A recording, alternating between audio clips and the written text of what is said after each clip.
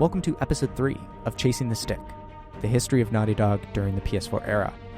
My name is Max Roberts. I decided to break the 6 parts of my history into individual episodes as well, for more choice for you, the listener. This episode is all about the non-stop development of Uncharted 4: Thief's End. I also dig into how the team designed Nathan Drake's final game.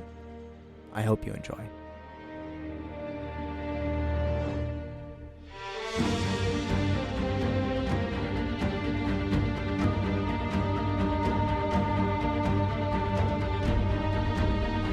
Part 3, Uncharted 4, A Thief's End. Fighting the enemy of perfect. Quote, "We couldn't take what was there because that was part of the problem. There was a breakdown in both the gameplay and the story side of things." End quote, Bruce Straley. When it comes to Uncharted 4's development, the book, or rather the chapter, has already been written. As mentioned in the recommended reading section, Jason Schreier dedicated a whole chapter in his first book, Blood, Sweat, and Pixels, to the development crunch that drove Uncharted 4. I don't want to lift everything from that chapter. I highly encourage you to check it out for yourself. Instead of taking Jason's work, which would be illegal, I want to lay out the game's development timeline and then explore the design decisions that Naughty Dog implemented and the lessons they took on. Before fully committing my attention to Uncharted 4, though, I need to talk about Naughty Dog's first PS4 title, The Last of Us Remastered. On April 9th, 2014, just over a month after Hennig's departure, Naughty Dog revealed they were developing their hit PS3 swan song for the PS4. It would include all DLC, including Left Behind, and would take advantage of the new console's power. To hype up the PS4 release, Sony and Naughty Dog held a special one-night live performance of select scenes retelling the game's story. Fans in Santa Monica, California, could attend in person, where a special epilogue was performed exclusively for them. For the rest of the world, Sony streamed the event live, ending the stream before the epilogue. At the time, Druckmann said that the epilogue was solely written for the live audience that evening and would not be considered canon. You can read about the epilogue here if you wish. Porting The Last of Us to the PS4 gave Naughty Dog a chance to port their PS3 engine over to PS4, like they had discussed in early 2013. This likely helped the team familiarize themselves with the PS4 architecture and prepare to push themselves with Uncharted 4. Porting The Last of Us was no cakewalk, though. In an interview with Edge magazine in May 2014, Druckmann said, quote, "I wish we had a button that was like, turn on PS4 mode, but no. We expected it to be hell, and it was hell. Just getting an image on screen, even an inferior one with the shadows broken, the lighting broken, and with it crashing every 30 seconds, that took a long time. These engineers are some of the best in the industry, and they optimized the game so much for the PS3's SPU specifically. It was optimized on a binary level, but after shifting those things over to PS4, you have to go back to the high level, make sure the game systems are intact, and optimize it again." End quote. The history of Uncharted 4. When Hennig left in March 2014, it thrust Druckmann and Straley into the lead roles for the game. The project needed a clear vision and decisive leadership. Large chunks of Hennig's story were cut, and gameplay systems were whittled down to a core group of mechanics. The next time the public would see anything from Uncharted 4 would be at E3 2014, where another teaser would be shown off. This teaser actually showed Nate washed up on some beach with narration from both himself and his lifelong partner Sully about getting back into the treasure hunting game one last time. It certainly set a somber mood and gave the world a 2015 release window. After E3, Naughty Dog's next target was to get a demo ready for public eyes. The venue chosen was the first PlayStation Experience, also known as PSX. On December 7th, 2014, Straley kicked off the showcase with a live 15-minute demo of Uncharted 4. It certainly was a live demo since Nate fell through the floor of the game world, resulting in a death and respawn. When watching the demo today, it's impressive to see how much of the demo ended up in the final game 2 years later. Beyond broad strokes, the structure of this specific combat encounter is the same. Most of the quips that Nate says stayed put. The grappling hook was an exciting addition that showed off both combat and navigational versatility. Climbing, a pillar of Uncharted's game design, showed more user fidelity by allowing players to have Nate reach out in any direction with striking fluidity. The Pitten strikes me as a compromise to the climbing mechanic idea about being able to shoot handholds that Straley mentioned in Blood, Sweat, and Pixels. The juicy 15-minute demo was not the only bit of Uncharted 4 information from PSX 2014. There was also a panel discussing how the studio was bringing the character of Nathan Drake to the PS4. The attention to detail in Nate's arms alone is bonkers. With the power of the PS4, Naughty Dog was able to shift to real-time cutscenes as opposed to pre-rendered ones. The Nate character model you saw in cutscenes was the same model you played with, further grounding the player in the game world. All would be quiet on the public-facing front with Uncharted 4 for another 6 months. Inside Naughty Dog, the struggle to push the Uncharted finale out the door was more real than ever. Their next goal and deadline was E3 2015. The demo they would showcase here was grander than any demo Naughty Dog had ever shown before, and the excitement it generated would help fuel the creative tank at Naughty Dog to finish the game. The E3 2015 demo closed the show and once again proved that Naughty Dog runs their demos live. It kicked off with Nate not moving for 30 or so seconds. After restarting, the demo went off without a hitch from then on. The portion of the game was shown was the iconic Madagascar chase. Going from shootout to a car chase, introducing driving into the series for the first time, the demo was thrilling top to bottom. The behind closed doors demo at E3 continued the set piece into the caravan and motorcycle chase. Naughty Dog would stream and release that portion of the gameplay to the public in July, feeding the hype of fans even more. The Madagascar chase works extremely well both as an Uncharted set piece and as a demo for press and fans. It ups the ante for the franchise thanks to the power of the PS4 and all the experience under Naughty Dog's belt. It has a wonderful sense of escalation. I actually think Dunkey puts it best in his video game structure evolution video. Uncharted 4 has an undeniable cadence in its design. Despite all the bombastic demos that have been shown off so far, the release window of 2015 was becoming unrealistic for the studio to meet. On August 31st, 2015, Uncharted 4 was given a new release date of March 18th, 2016. Special editions were also announced, alongside a season pass confirming the existence of a single-player DLC for Uncharted, a first for the series. This would be the first of numerous delays, the most Naughty Dog has ever had to this day. October 2015 would prove to be a substantial month for the franchise as a whole. The Nathan Drake collection was released on October 7th, 2015. Remastered ports of the first 3 games were done by Bluepoint Games instead of Naughty Dog. This would help tide fans over and open up millions of new PS4 owners to the series. On October 16th, 2015, Nathan Drake's actor, Nolan North, finished all of his motion capture for the game and brought an end to his role as the star of one of PlayStation's marquee franchises. This was a significant milestone for the game and for Nolan. The game's multiplayer mode was revealed toward the end of the month, letting fans take a peek at the other half of Uncharted 4. Both PSX 2015 and the Game Awards were coming up in December during the same week, and it proved to be a good time to, once again, sound the drum for public hype as the game's release date was fast approaching.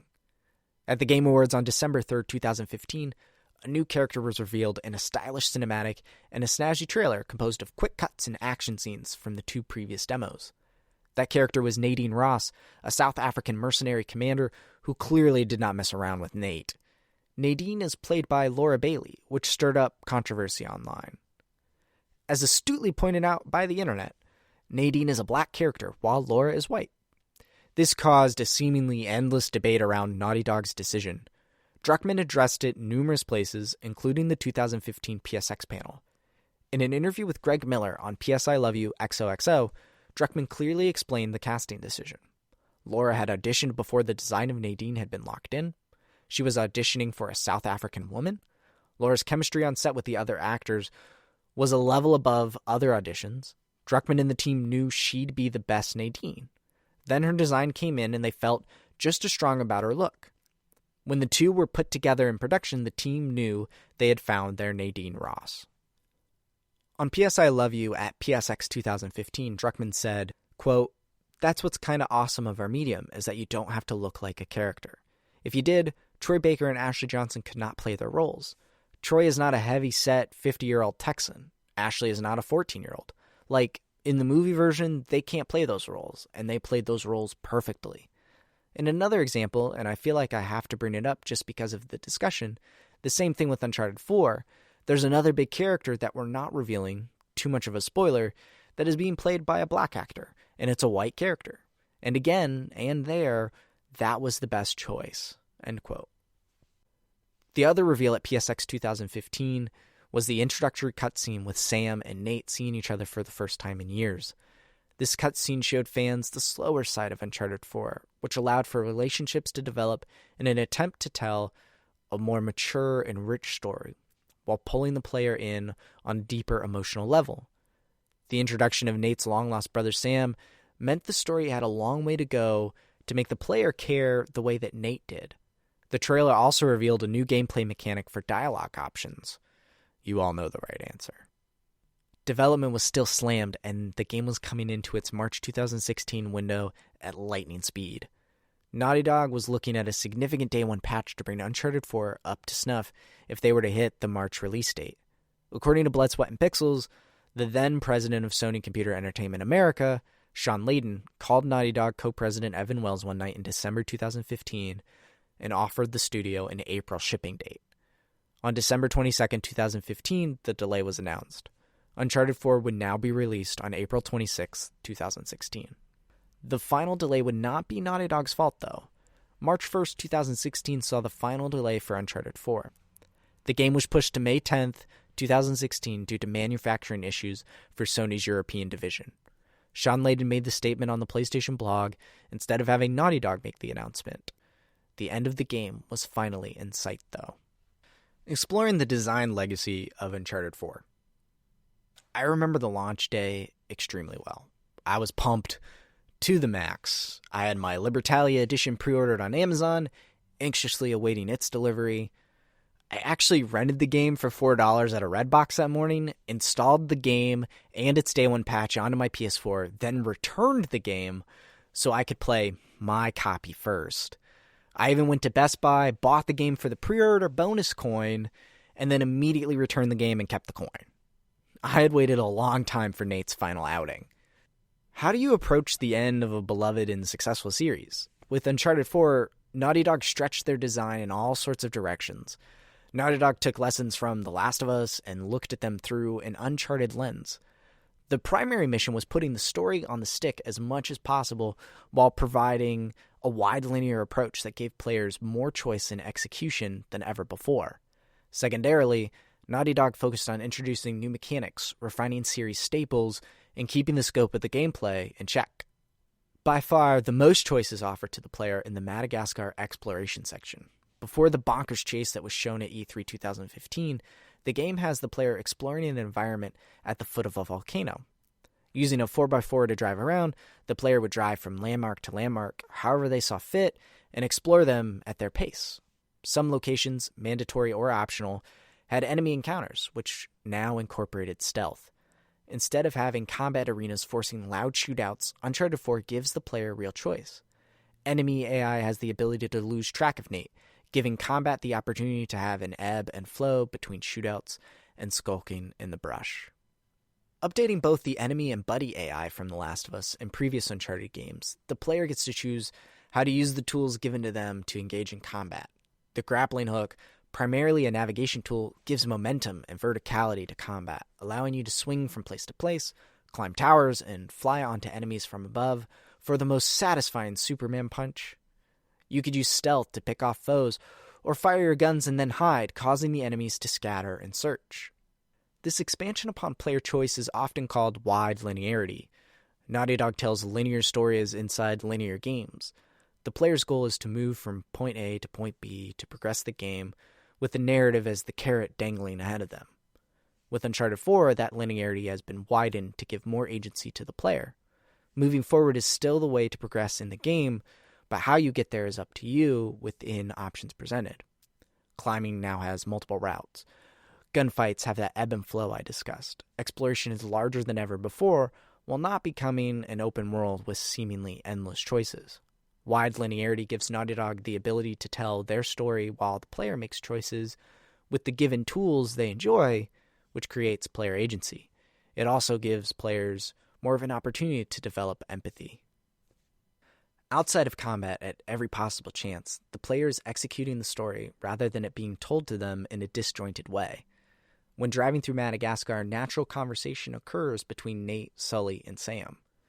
If you get out of the car to explore, the systems behind the scenes remember where the conversation stopped, only to naturally pick it back up when they return to the car.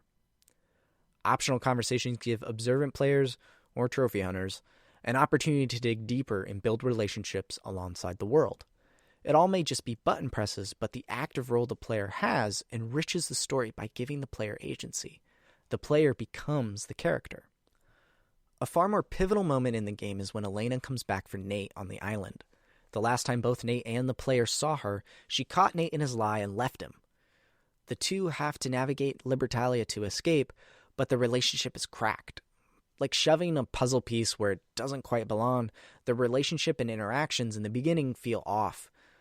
While there is some combat, most of their time together is exploration and environmental puzzle solving, while the two talk on and off. One could imagine this chunk of the game playing out like this. A. Elena saves Nate. B. The two traipse across the island toward their escape. C. Using Elena's near-death explosion to have Nate realize what this life will cost him. D. Marriage fixed. Yay! Instead, Naughty Dog uses this span of a few chapters to slowly and deliberately rebuild. This portion of the game was intentionally designed to use gameplay as the storytelling medium rather than a pair of cutscenes. The player has the necessary time to mend the bridge between Nate and Elena, which also needs to be fixed within the player themselves, especially those that have been with these characters since the beginning. In the introduction of The Art of Uncharted 4: A Thief's End, Druckmann said, quote, "The player is feeling that they're just not quite together, and the music is reflecting that, and the art is reflecting that. And slowly, we're putting them in situations where they have to be closer together. They have to start boosting each other over obstacles, for instance. And by the end, they're caught in a trap, in a net, right on top of each other. And they kind of have to face this fact that they're meant for each other. Through gameplay, you kind of rekindle that relationship." End quote. Uncharted 4's design language is a fusion of Naughty Dog's PS3 legacy, while pushing their storytelling forward in richer ways. Wide linearity would become a staple in future Naughty Dog titles. Nate's final adventure changed the studio for the rest of the PS4 generation. Their never-ending goal of fusing better storytelling with gameplay would press on, as both new Uncharted and The Last of Us titles would be revealed before the end of the year. 2017 would become a year of challenges for the studio, both from a production and a management perspective. Studio leadership would change in a way that it hadn't since the studio co-founders Jason Rubin and Andy Gavin left the company in 2004. Allegations of sexual harassment would be brought to light. Naughty Dog would also press forward with co-developing 2 games, while ambitions for both outgrew their original scope. Halfway through the PS4's life cycle, Naughty Dog would be taking on its biggest challenges ever. This has been the third part of Chasing the Stick, the history of Naughty Dog during the PS4 era. If you would like more, head on over to maxfrequency.net. The next episode dives into the rapid-fire development of Uncharted: The Lost Legacy.